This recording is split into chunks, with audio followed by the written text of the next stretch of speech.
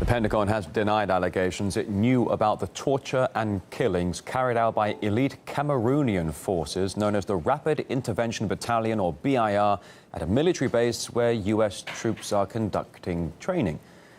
RT's Caleb Maupin explains. According to Amnesty International, it's pretty clear that the African nation of Cameroon is not a human rights paradise. Reports published in 2015 and 2016 highlighted how Cameroon's authorities and security forces often fail to respect obligations, committing human rights violations, including with arbitrary arrests, incommunicado detention, torture and deaths in custody. These atrocities are taking place even at a military base that's being used by U.S. troops.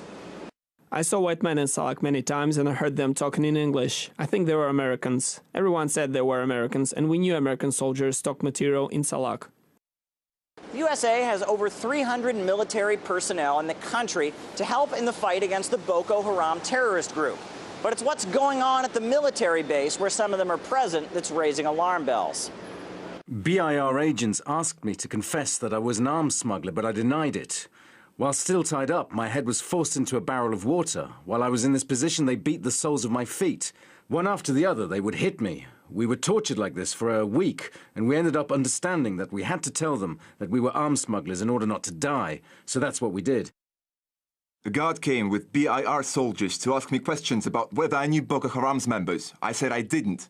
They beat me for 5 days, tied up like a goat, my arms and feet restrained behind my back. But the U.S. African Command says it's never heard any such reports.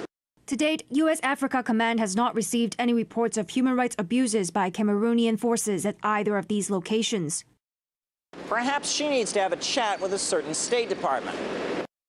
Security forces committed numerous unlawful killings. They engaged in torture, beatings and other abuses, particularly of detainees and prisoners. Maybe the U.S. African Command just doesn't trust the bigwigs back home. When we're saying that, we're talking specifically about a U.S. service member reporting up their chain of command, not about external reports.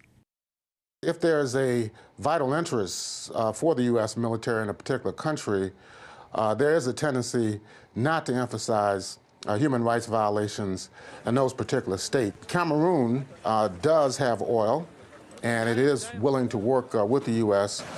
on various joint military operations. So in that regard, the U.S. does have an interest in developments in Cameroon. When information is inconvenient, it often gets ignored. So is it any surprise that when there are reports of U.S. allies who are violating human rights, Washington seems to look the other way? Caleb Maupin, RT, New York.